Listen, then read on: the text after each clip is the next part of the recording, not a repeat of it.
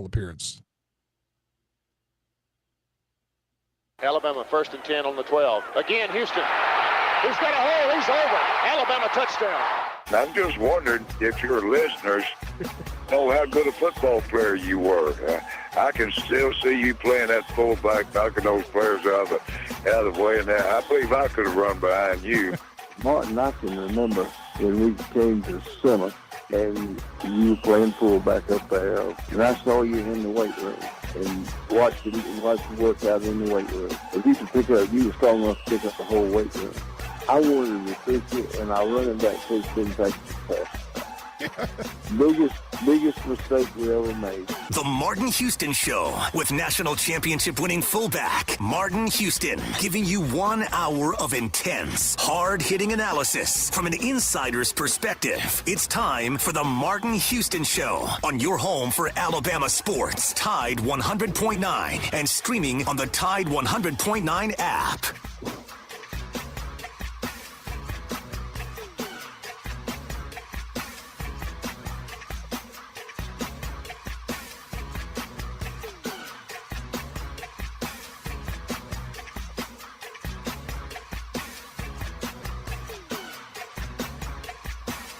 Good morning. Welcome into the Martin Houston Show, powered by MaX Sports.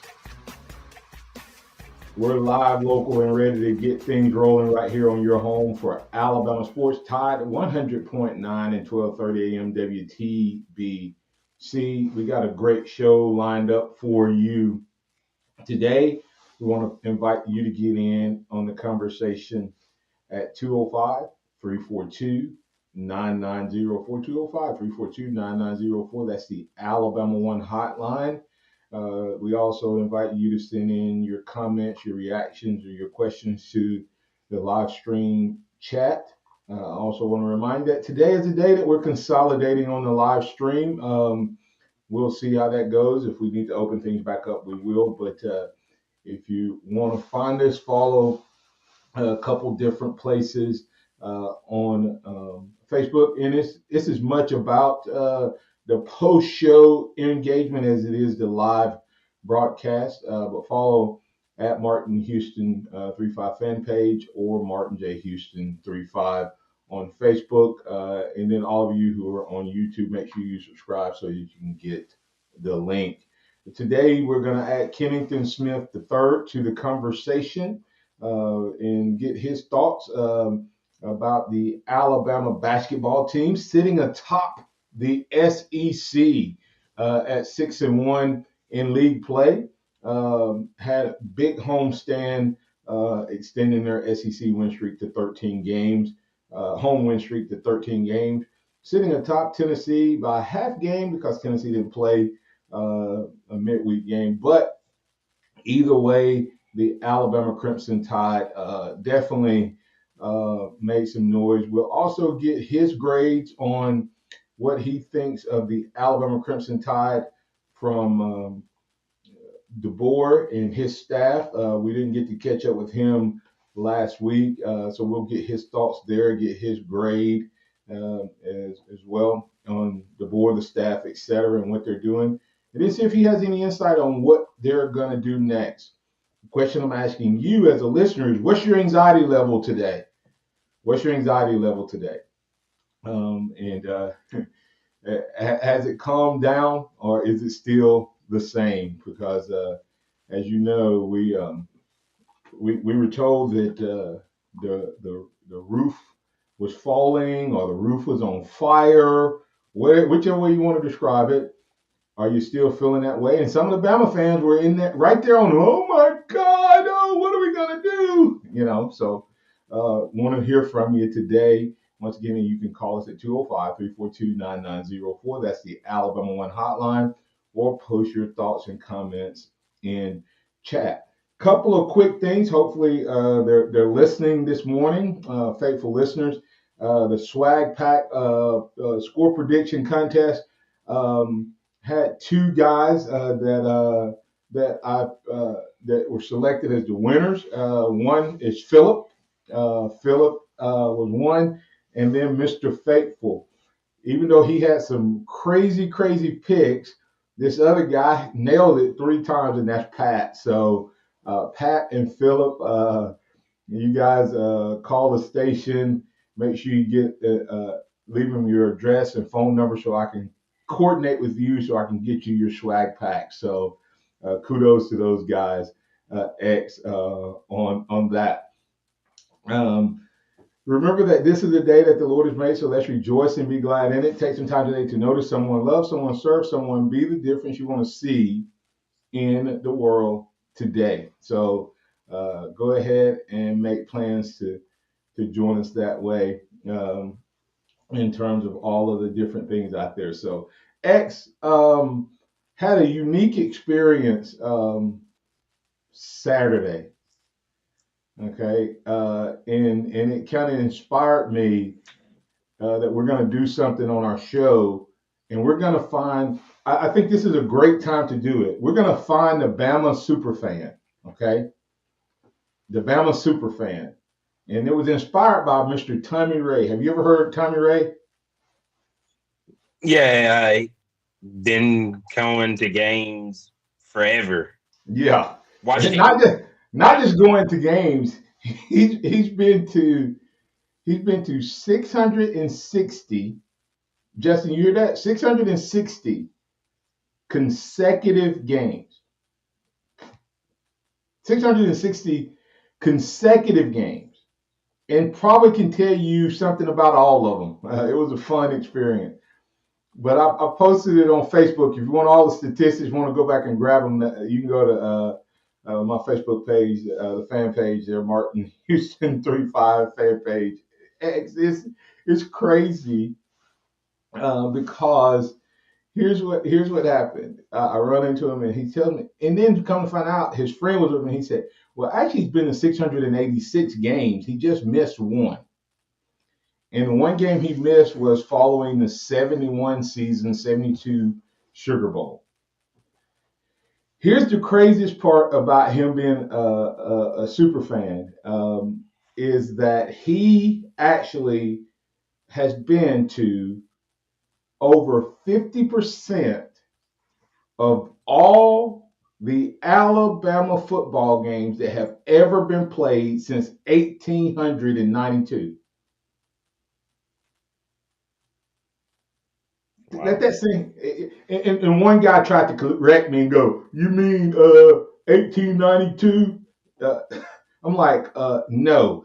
There haven't been 686 games. That means that there's been 1,300 games played since 1992, if I was talking about 1992. There's been over 1,300 games played. I think it's, according to the all-time record, it's been 1,032 games played. He's been to 686 of them. 51.5% of the games. Is that not crazy? So that's insane.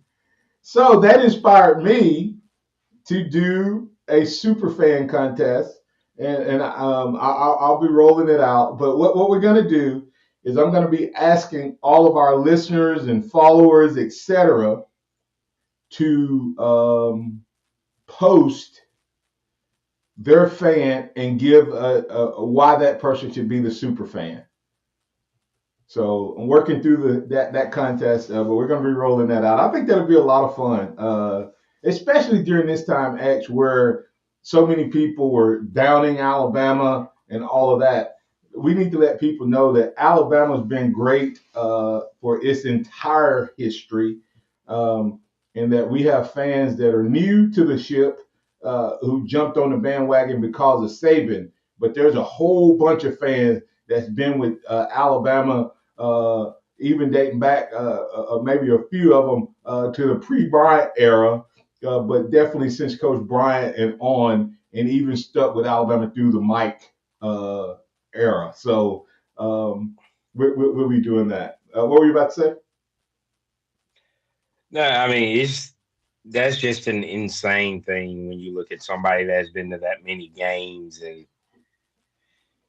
the loyalty. I know It's through the era that I started watching Alabama football, which was the Mike era and really getting into it. Yes, even though you're my dad, I didn't have a care for football until that era. But man, that's crazy. Yeah, it is absolutely insane that that you could get that type of consistency. It's not just that he went to that many games, X. He's been to that many in a row. Yeah. I mean, it's just, yeah. So you have to plan your life accordingly. so anyway, thanks to definitely super fan, and I may have to have him on just as the official what they call him, the grand marshal of the parade. We may have to have him on there. He's the honorary emeritus or whatever super fan. Everybody else is playing for second, but we're gonna give our listening audience and viewing audience a chance to pick their super fan. So be thinking about who you want to nominate as a super fan. And guys, it doesn't have to be somebody that went to 600 and something games. For instance, when I was with the Steelers, I heard a story of this gentleman. He didn't go to games, X, but he was Steeler to the core. And when he died, they buried him in his, not in a casket, but in somehow, I don't know how they did it, but he was in his, they built it around his rocking chair, his recliner, and all of his stuff that he set up each day. They put him around it. Yes. And that's what they buried him in. Because they said he was a diehard Steelers fan. And so there may be some stories like that. I'll tell you a story of a funeral I did down in where the recession of music was Eli Gold calling the top 10 plays. Okay. So it's some great stories out there, and then we'll come back in. We'll work them in. We're going to go ahead and get the break here. J. Rob, you can be on with us with Kennington when he comes back. We'll work you into that conversation. We have Kennington Smith III of The Athletic at Skinny Kenny _. He'll be our guest when we come back on the other side. But the phone lines are still open. You're always welcome to call up and speak to me, X, and Kenny. Skinny Kenny, whatever you want to do, we'll talk about it right here on the Sound of Alabama Sports. Your show, your team. Tide 100.9 traffic. Tuscaloosa traffic now from the Townsend Nissan Traffic Center. This Monday morning drive is all free and clear of anything much to get on your way. The drive along 2059 from Foster's to Cottondale, McFarland Boulevard, and from Coker, and the drive along Highway 69 coming up from Hale County. You're moving nicely, light volume on the board, and no big problems at this very early hour, so keep your fingers crossed as we move along. With your Tuscaloosa traffic now, I'm Ray Romero. Tired of that gas-guzzling big SUV? It's like trying to park a school bus. Hi, Barry Buckner here at Tuscaloosa Hyundai, and you wouldn't believe how many Tahoes, Expeditions, Suburbans, even Escalades are trading for a new Hyundai Palisade. They're amazed with Palisade's luxury, technology, and a price tens of thousands less. It's no surprise KBB.com named Palisade one of the best family vehicles 3 years in a row. At Tuscaloosa Hyundai, our best Palisade feature is no added side stickers. Come see what a difference that makes on your new Palisade. Come take a Palisade test drive, and I promise you'll be pleasantly surprised. If you want to pay more, that's your business. If you want to save, that's our business. Tuscaloosa Hyundai, corner of Skyland and Hargrove, TuscaloosaHyundai.com. West Alabama's Big Old Deer Hunting Contest is underway. Our weekly winners are picking up $50 gift cards for Texas Roadhouse. And all weekly winners are entered into the grand prize competition at the end of the season. Take your big buck over to Hicks Taxidermy. The Big Old Deer Hunting Contest is presented by Tuscaloosa Ford, Dwayne's Towing and Recovery, North River Outdoors, Elite Recruiting, Tuscaloosa Tractor, and Houghton's Deer Processing. Win your shot at thousands of dollars in cash and prizes with the Big Old Buck Hunting Contest. Your best bet for big wins is just minutes away at Birmingham Racecourse Casino, where you can be a winner too. Off I-459, exit 31 Derby Parkway. Tide 100.9 Tuscaloosa weather. The weather cool and dry today with a sunny sky, the high 51. Clear tonight, the low 31. Then for tomorrow and Wednesday, the sky partially sunny both days. The high tomorrow 60. Cooler on Wednesday with a high in the middle 50s at 54. I'm James Spann on the ABC 3340 Weather Center on Tide 100.9. It's 42 degrees in Tuscaloosa. The sound of Bama sports. Your show, your team. The Martin Houston Show on your home for Alabama sports. Tide 100.9 and streaming on the Tide 100.9 app.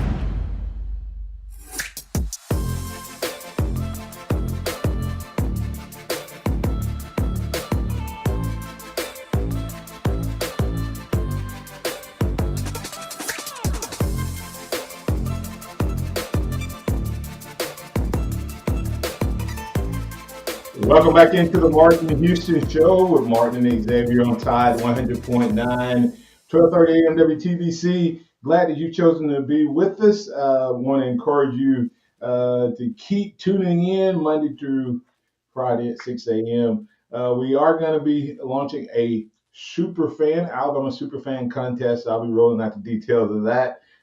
Inspired by Tommy Ray, the gentleman who's gone to 660 consecutive Alabama games, 686 total, dating back to the 1971 season, the January 1st bowl game against Nebraska is the last game he missed.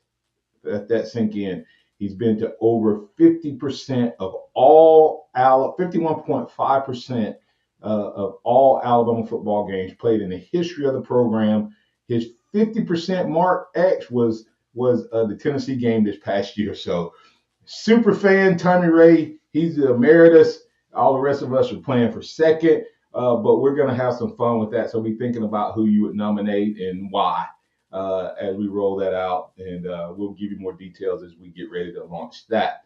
We have Kennington Smith III of The Athletic joining the conversation today.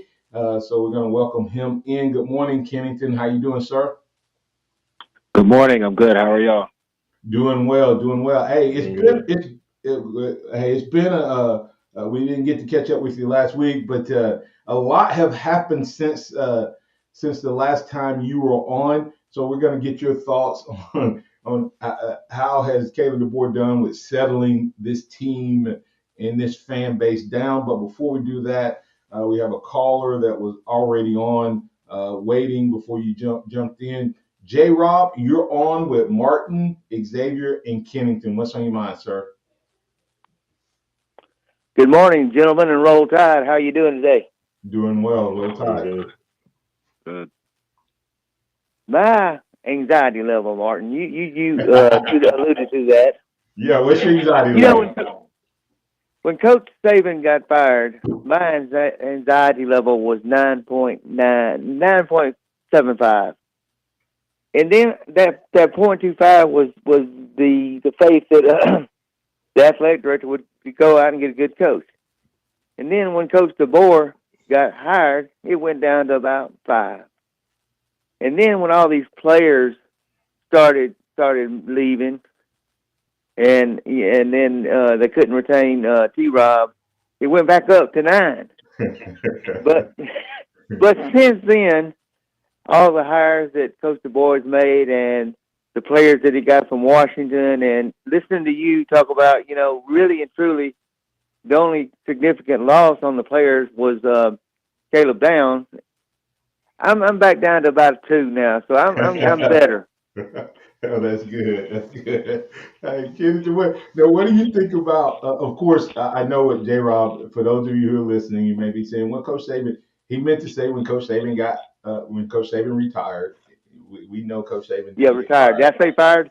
Yes, No, sir. no, I meant retired. Excuse me. That's okay. That's okay. Um, Kennington, but what are your thoughts in terms of just overall the Alabama fan base and what you're seeing out there from that anxiety level? Yeah, I think at this point, the anxiety has definitely subdued. I think, obviously, when Saban retired and you see this, influx of players start to enter the portal, it was jarring at first. I think a lot of fans were probably expecting a lot of these players to stick around and give DeBoer a chance, at least to spring practice. But you see, the Isaiah Bonds and the Caleb Downses and the Caleb Proctors, et cetera, into the portal. It kind of raises your anxiety level a little bit, but you have to just kind of think to yourself, the Caleb and the board did, a pretty good job of trying to stabilize the roster, and he's had, a couple of wins along the way as well. I think, getting Ryan Williams back into the fold was massive on multiple fronts, and I think that was probably the move that kind of brought Alabama fans back at bay. So when you kind of look at, what Alabama lost in the portal, when you kind of look at it in totality, I mean, they lost, 4 starters, a couple of guys in the 2 deep, but a lot of them that they lost in the portal weren't even guys that were listed in their 2 deep. So, yeah, their depth took a hit. But when you think about, what they really lost in terms of on-field production, it was pretty minimal when you think about, what they'll be able to do in terms of replacing a couple of guys in the portal and maybe some guys on the roster who might be able to take a step up. So now that we're, several days removed from players leaving, you kind of look at it from 30,000 feet. You think to yourself, okay, this is still a team that can compete for a playoff spot this fall. Absolutely. J. Rob, we'll go deeper on the actual impact now that things are slowed down, the actual impact of the portal on the net effect of the portal on Alabama because of DeBoer. Because I do think that a lot of people have unfairly labeled DeBoer for all of the defections at Alabama. So we'll break that down. But J. Rob, before I let you go, did you have anything else that you wanted to share? No, y'all have a great day. Hey, J. Rob, now I want you to be thinking about who the super fan is. Now you can nominate yourself as a super fan now, because we got a couple people that may think that they're the super fan X. so we'll work that into the conversation. All right, thanks, J. Rob. Hey, listen, if you got something you want to bring to the conversation, go ahead and post it and share it with us. Before we get too deep into football, I want to circle back on a conversation that I think we need to have. Alabama basketball, more losses than we would like to have at this point, Kennington. But coming out of this weekend, could Alabama, considering the way things have been played, in what we were thinking a week ago after the shellacking and dominance of Tennessee, could Alabama have had a bigger week? And what do you think about them sitting atop the SEC right now? Yeah, no, I definitely, don't think they could have had a better week than they did. You think about huge win over Auburn that kind of, I think, solidified that Alabama has a roster that can win the SEC. I think you looked at that. You looked at Alabama before this week as a team that had obviously a lot of talent. Obviously, they could score with anyone, but you were searching for that marquee win. They've done really well kind of beating up on teams that they're supposed to beat, and they played really well against really good teams, but haven't, saw it all the way through to a win. They do that against Auburn, and they come back against LSU. It was probably a tighter game than what fans would have liked at halftime, and you see the team pull away in the second half and end up with a 20-point win. And they look ahead. They have a really good opportunity against Georgia on Wednesday to get another pretty good win. So there's a lot of momentum right now. I think it's obviously not a finished product, but you're starting to see the team start to come together. You're starting to see, who you can trust down the stretch in terms of the lineup, and, the offense is just on another level right now. So it is a championship level team. There are some things that need to be worked out, but you have to feel a lot better about where the team is at today versus a week ago. X, your thoughts? Yeah, I mean, great bounce back from that Tennessee game. The win over Auburn, beating your rival in your home building is always huge. And then, of course, when you look at the record-setting performance against LSU, I don't know how many people saw that this is the most 100-point games in a single season for Alabama with 6 now. Great way to bounce back. Yeah, and when you look at it, Kennington, what do you attribute?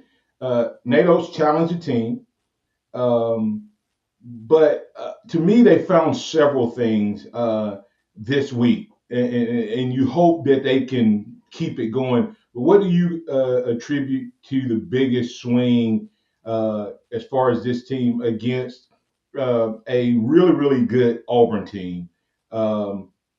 And a really improved LSU team that has the talent to beat in Alabama. But Alabama on their home court beating them by 20.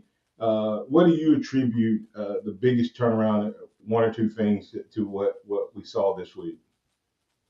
Yeah, I think the first thing is one of the main things that's been a storyline with this team is kind of like who is going to be that closing lineup down the stretch and who's going to be the ones that are kind of playing in those winning minutes. And I think 4 of those 5 spots are pretty solidified. You know, Mark Sears, Grant Nelson, Latrell Wrightsell, and Aaron Estrada, in my opinion, are probably the top 4 on the roster right now. And then it's a matter of whoever's playing the best at that moment is probably going to be that 5th guy. At times it's been Rylan Griffin.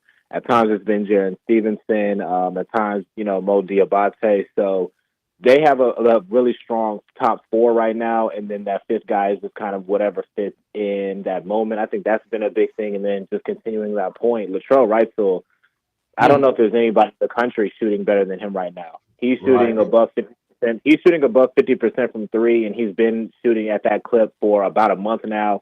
He's shooting over 45% from 3 this season. So his ascension, over the last week, got to start against Auburn, played a lot, against LSU, got to start in that game as well. So kind of his ascension has really kind of, turned the team up in a way. He's a ball handler, defender, obviously a great shooter, like I just mentioned. So those are probably the 2 things that have stuck out to me over the course of the week. How cool is it that Griffin gets, you said right, so he's nailing it, but then they bring Griffin off the bench, Rylan off the bench, and before he does it, I don't know if you heard this story or not, he texted and communicated with Quinterly and said, hey man, how do I handle this? How do I do this? And undoubtedly, whatever advice Quinterly gave him worked because he comes in and Wright still keeps shooting at the level he's shooting, and Griffin hits, 4 threes in the first half. And if Rylan does that, Wright still keeps doing what he's doing. And then, of course, we saw Grant Nelson finally played big down the stretch when they needed him. Big dunks, big offensive rebounds, a couple rejections on the defensive end and changed some shots. So lots of things happening for this team that I think can absolutely do that. X, I'll give you closing thoughts, and then we'll come back on the other side, and we'll have some more conversation. Yeah, I mean, when you look at what the basketball team's been doing, and you're talking about that closing 5, and it's really gotten smooth out, and Rylan Griffin playing better, right? Wrightsell shooting out of the gym right now, but Grant Nelson, I think, is the biggest key in the cog. When you look at how he's been playing down the stretch of games, the way that he kind of disappeared for a little stretch of the season, but seems to be getting back into form and adjusted to the level of play from North Dakota State to Alabama. Yeah, and can I tell I'm going to give it Xavier last off, but I'd like to get your thoughts on this. With all that we talked about, Stevenson game, I mean, it's a bunch of guys whose games have gone to the next level. Can Pringle find a place again? And if so, does that take Alabama over the top and make them maybe the favorite if they can get what they expected out of Pringle back into the rotation because he's pretty much a non-factor now. Yeah, that's the part that's probably the most, intriguing right now. He's the X factor, like you said, somebody who came into the season with high expectations and hasn't quite materialized. Got suspended early year and then hardly played against LSU. If he can, become more consistent down the stretch, that would really, go a long way. I think, they're still kind of looking for front court depth. Muhammad Wagui's had some moments this year. We know he's battling an injury right now, and Darren Stevenson is still young. So definitely need Nick Pringle to take that next step and just be consistent. And he's somebody that could be a spot starter. He's somebody that could be, a very valuable rotation piece off the bench as well. So getting Nick Pringle, focused into the fold, engaged, and then keeping him that way down the stretch is going to determine, I think, a lot of Alabama's success this year. Yeah, Nate Oates and that team heading to Georgia, Athens, Georgia. We need another defeat over the Dogs. It's kind of a cat and dog stretch right now where we're playing the Cats and then the Dogs and then the Cats again. Maybe we can go through this stretch with like a 6-0 as the Elephants stomp out the Dogs and the Cats. So we'll keep up with it. We'll talk about it right here. Coming back on the other side. We'll get to some conversation around Kennington Smith III, his thoughts on Coach DeBoer, the overall, what he and his staff are doing, and then we'll talk about some transfers and some specifics around this program.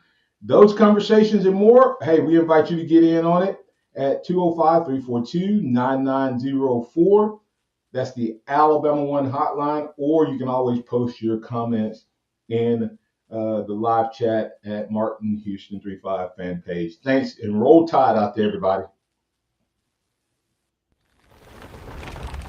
Getting your guaranteed maximum refund with TaxSlayer feels like discovering a refund tree has grown in your backyard. I'm the refund tree. Sawing off its branches. Hey. Feeding them through a wood chipper. My branches! My beautiful branches! And dancing in its refund rain. Start for free and get your guaranteed maximum refund.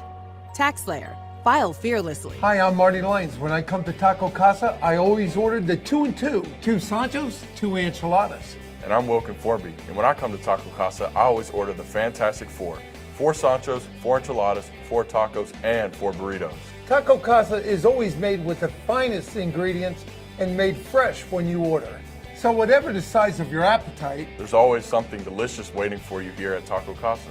Taco Casa, under the biggest cactus in town. Hey, Frank, looks like business is booming. What are all those tabs you have open on your computer? Oh, hey, well, this one is for my SEO company. This one is for my website company. This one is for my CRM. This is for invoicing and estimates. This one does email, and this one does billing. Geez, that sounds tricky to manage. It's clunky, but I need all this to run my business. Wait, you run your own business, and you're even busier than I am. Don't you have all this stuff, too? I do, but I get it all on one screen with the Town Square Business Management Platform. What's that? The Town Square Business Management Platform's an all-in-one tool that helps me grow and run my business. It combines website, billing, and scheduling into one program. That sounds simpler than juggling all the tools I have now, but you still need someone else to help you find new business, right? Nope. They have powerful digital advertising built into the platform as well, which helps me keep my calendar full. You can get a demo of the product for free. Check out their website. See if it makes sense for your business. Go to townsquarelocal.com for a free demo of the Town Square Business Management Platform. Visit townsquarelocal.com. That's townsquarelocal.com.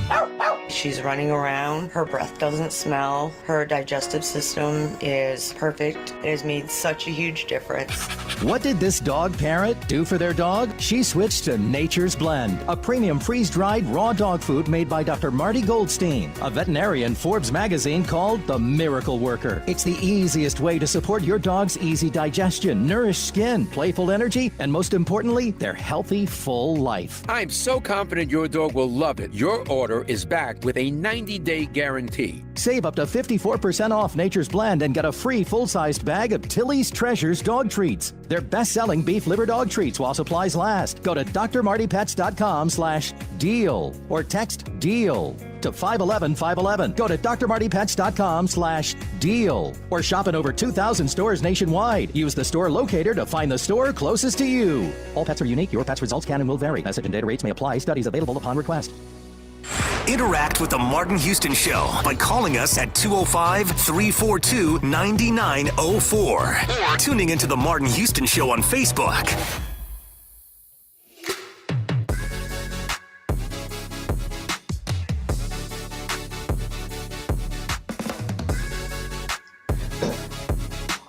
Welcome back. Excuse me. Welcome back into the Martin Houston Show.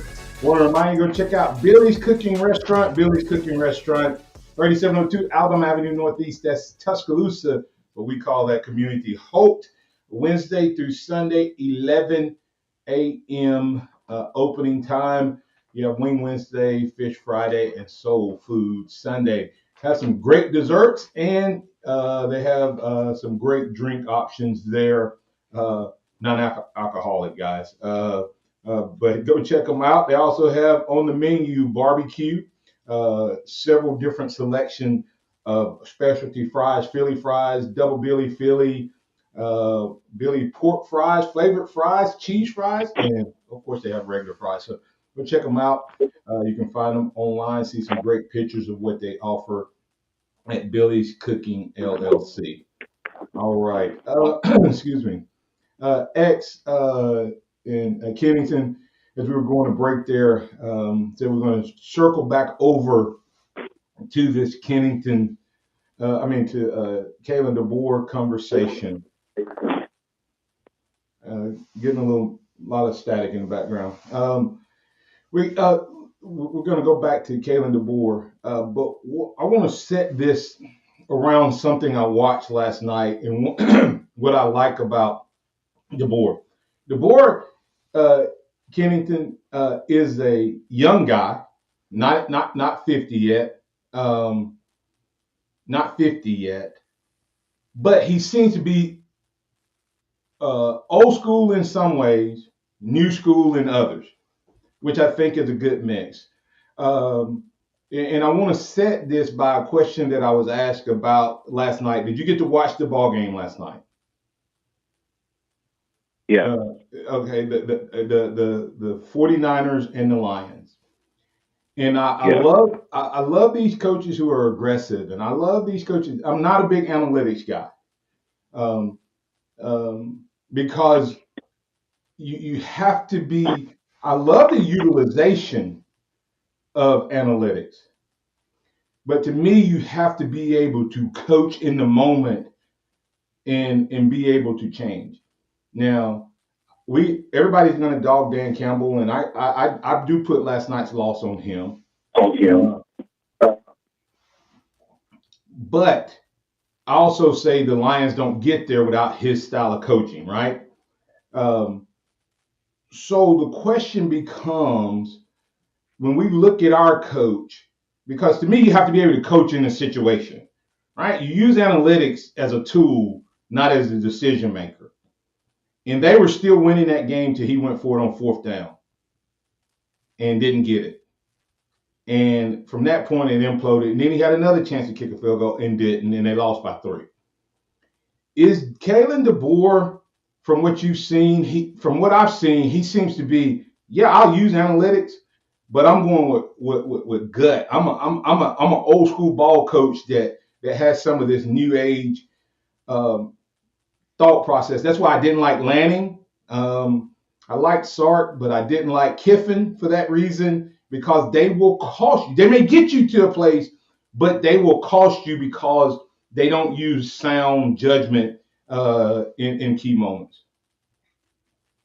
Yeah, I would agree with that. I think DeBoer, when you look at his style, it is aggressive and they are going to go for it, but there are moments where I think that he is, a little bit more conservative and doesn't allow analytics, and that helped Washington. I think about that Oregon game, that first one in the regular season where Dan Lanning is going for a fourth down when Oregon is winning and they don't get it, gives Washington a chance. They end up winning that game. So, I think DeBoer is a good mix of both, and just in terms of who he is as a coach, you see him in these matchups with Dan Lanning. He's beaten him several times. He's beaten Steve Sarkisian a couple times. He's beaten Lincoln Riley. As an underdog, straight up 7-3 overall record. So you see that type of coaching style manifests itself in games like that, where he might not have the most talented roster, and he understands that he has to do things and he has to be a little bit more aggressive to give his team a chance. But he's not going to do it in a way that is like so overly aggressive that he ends up kind of, coaching his team out of the game, if that makes sense. So, Do you think that Campbell was probably too aggressive in those key fourth downs when his defense was dominating the 49ers? I think the first decision to go for it, I'm not too mad at. I mean, you're up 24-10. They had, some momentum at that point, and it was a good play call. Unfortunately, Reynolds dropped the ball. I think the second fourth down conversion was more head scratching because at that point you had no momentum. You were losing. That felt like a moment where you could kick a field goal, tie the game, and kind of reset yourself.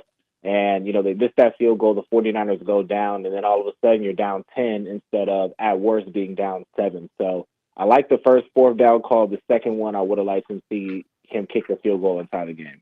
Yeah, I don't like the first fourth down call. I understand it, but I don't like it when you're up by 2 scores against. Now, if you're up against a team, like I said, I think they had the 49ers wheeling. The 49ers needed to come out. They got 3 points. And then, of course, from that point on, it was off the helmet and then a fumble, and that was it. But to me, it changed the momentum of the game, flipped the script. But taking that to the Alabama team, what's your overall grade for DeBoer and this staff? In terms of how they've handled the roster, or what I think about the staff that's put together. Just overall, right now, if you were grading him on his acceptance of the job, what he's done, everything, just as an overall, then we'll get specific on a couple things. Yeah, I mean, I feel like I would have to give DeBoer at the worst a high B. He's really kind of like an A to me. I mean, I don't know what else he could have done to kind of keep this roster together. I mean, there are certain players who just who left. I think a lot of the frustration with the fans is that a lot of the players that left after Nick Saban retired didn't give DeBoer a chance at least through spring practice, and a lot of that is probably out of his control. So I think in terms of who Alabama was able to keep, what they've been able to do in terms of roster retention, and then the biggest part of this to me is getting Ryan Williams back into the fold. I think that's the part that kind of raises his grade profile a little bit to kind of that high B A mark. I mean, they upgraded at center as well, which is going to be a really key position as fans saw in 2023. So I feel, pretty optimistic about what DeBoer has been able to do. I like the stat that he's put together. And I think after spring practice and they go into the spring portal window, we get a chance to see him and that staff go on the offensive in terms of trying to add to the roster. We'll have a clearer picture of the job that he's been able to do. But so far, I mean, it's pretty hard to kind of ding much of what he's done as the coach so far. And I feel like this is still a formidable roster. Absolutely. When you look at it, what's your grade for this staff versus last year's staff? Which staff you taking? Remove DeBoer and Saban from the conversation. Which one of these staffs you taking? Man, that's a tough one. I think I would say DeBoer staff. I mean, he offensively, I don't think I don't think it's close in terms of the assistants. I mean, clear upgraded offensive coordinator, upgrade at wide receivers coach. Tight ends coach, I like what Joe Cox did. Offensive line coach, I would say upgrade Joe Boer, award-winning offensive line. Defensively, I liked a lot of what Saban's staff was able to do last year. And I would have liked to see Robert Ballock get retained. But he added a couple of head coaches to his defensive staff as well. So you have a lot of experience. You have people with Southern ties. You have, young coaches, hungry coaches, probably guys who are going to be enthusiastic about going and recruiting. So, take the head coaches out of it. I probably like the board staff just because of the advantages on the offensive side.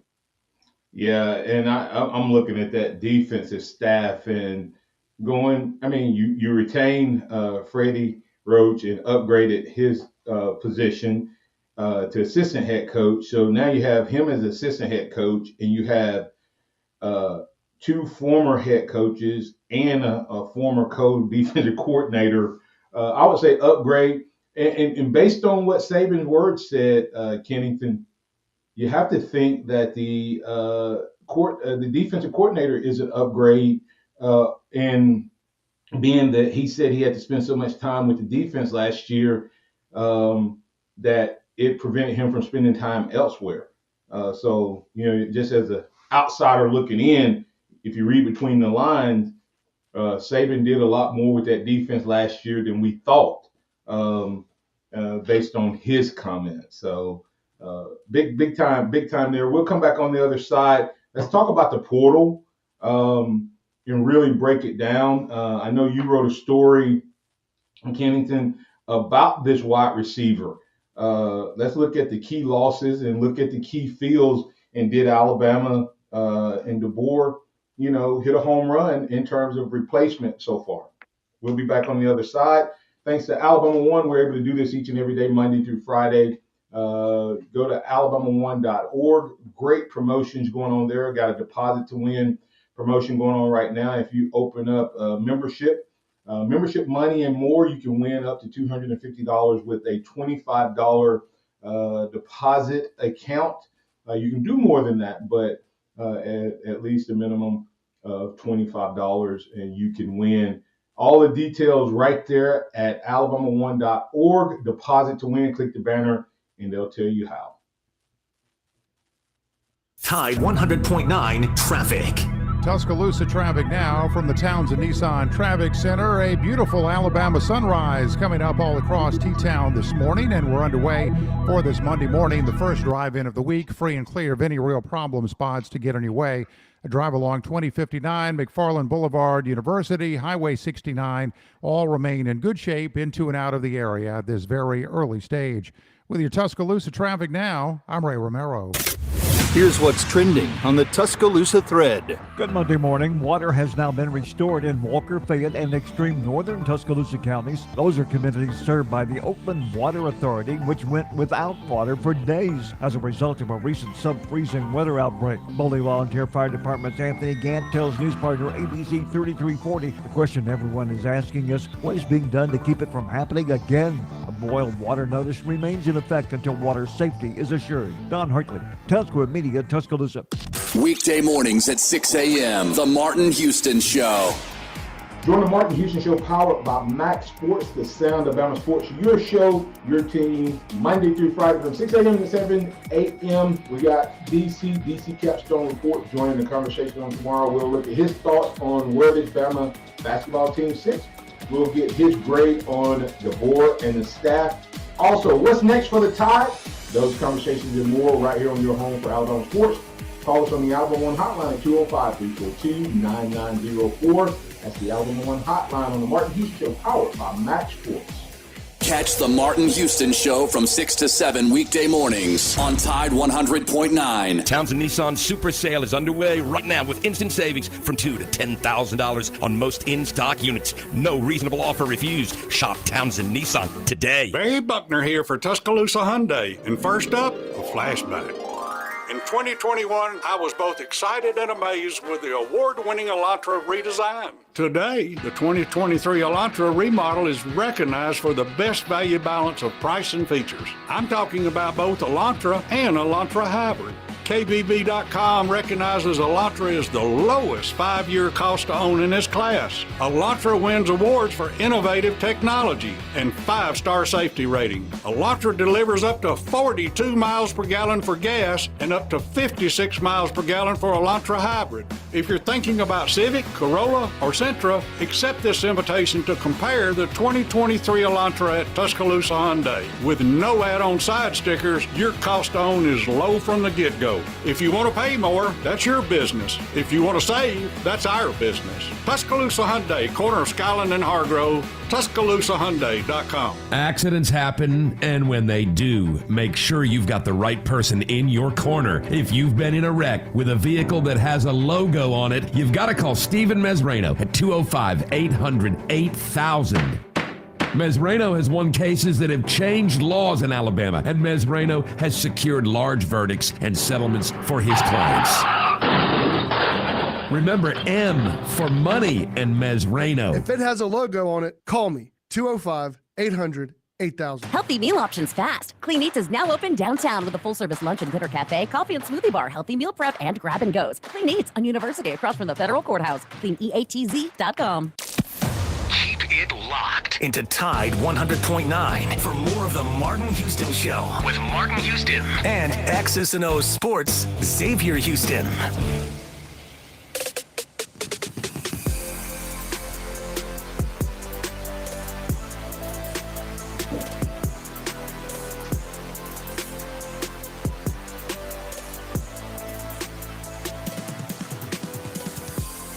Welcome back into the Martin Houston Show with Martin and Xavier on Tide 100.9, 12:30 a.m. WTBC. Let's look to the portal. Kennington, you briefly mentioned it earlier. Actually, before we do that, tell everybody where they can find you, sir. Yeah, on X or formerly known as Twitter at SkinnyKenny _ theathletic.com or The Athletic on your mobile apps. Where you can search my name, Kennington Smith III, or search for Alabama football. All right. You got a couple of good stories up right now, specifically pertaining to Alabama and DeBoer and this portal. Let's kind of take it. We'll save Caleb last, but Alabama going into the portal, losing guys to the portal. As we mentioned, a lot of guys. 20 guys are already gone before Saban ever left. A total, I think, of 8 or 9 went into the portal, somewhere around that, after DeBoer got the job. But everybody kept saying, he's lost 30 players. No, he didn't. Okay?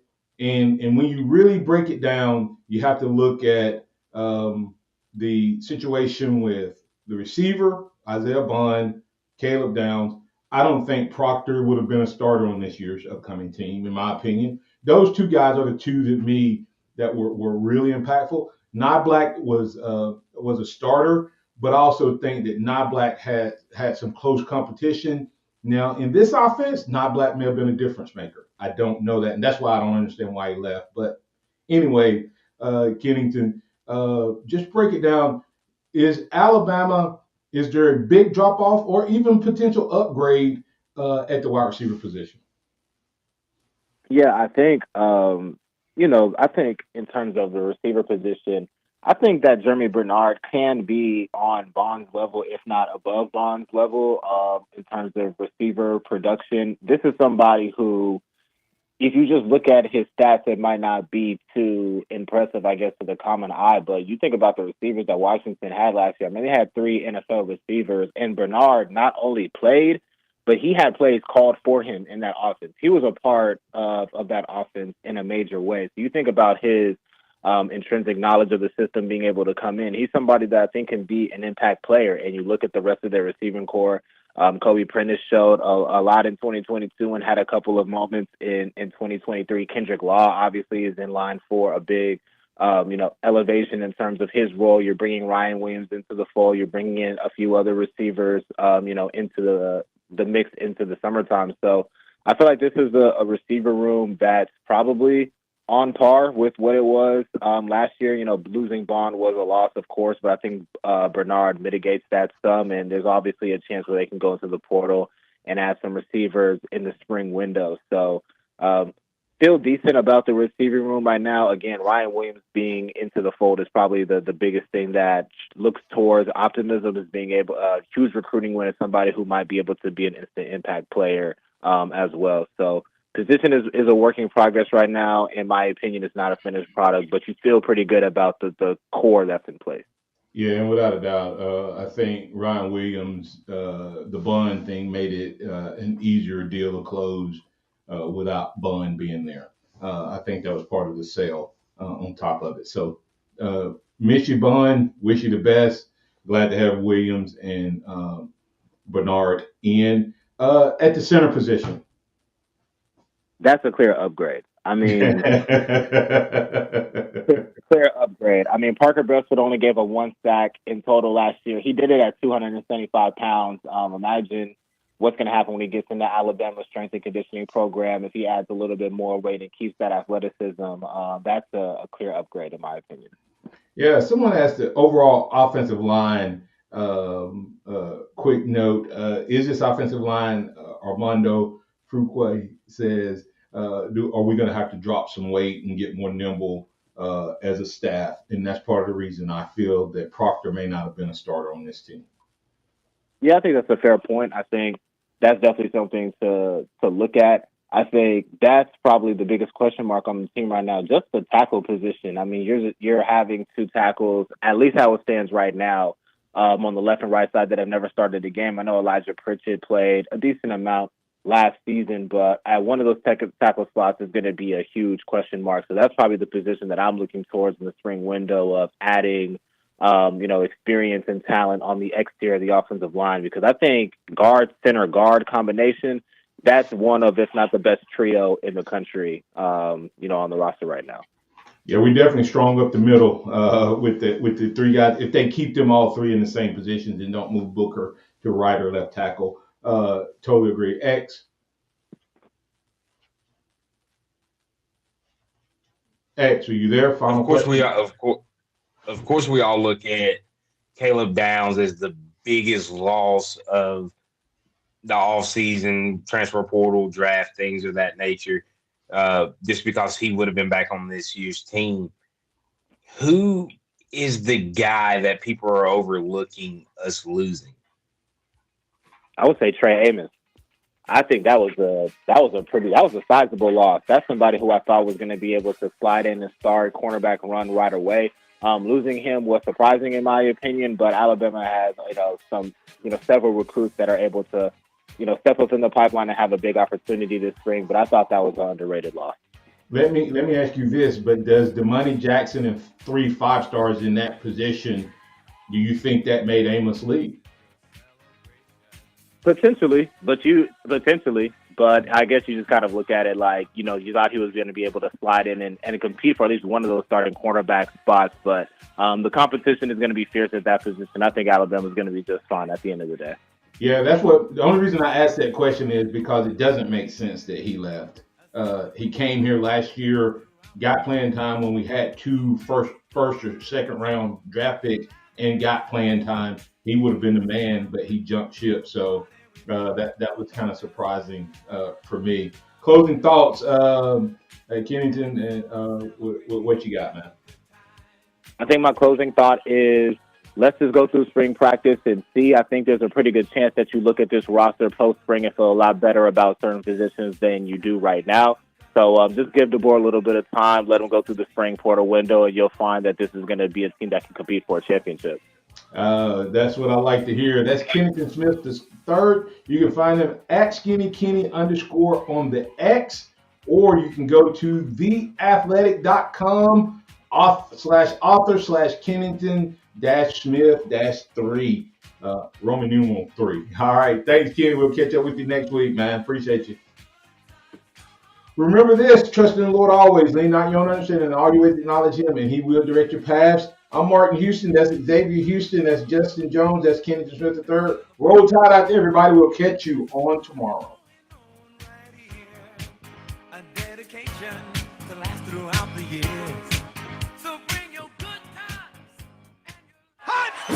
Thank you for listening to The Martin Houston Show on your home for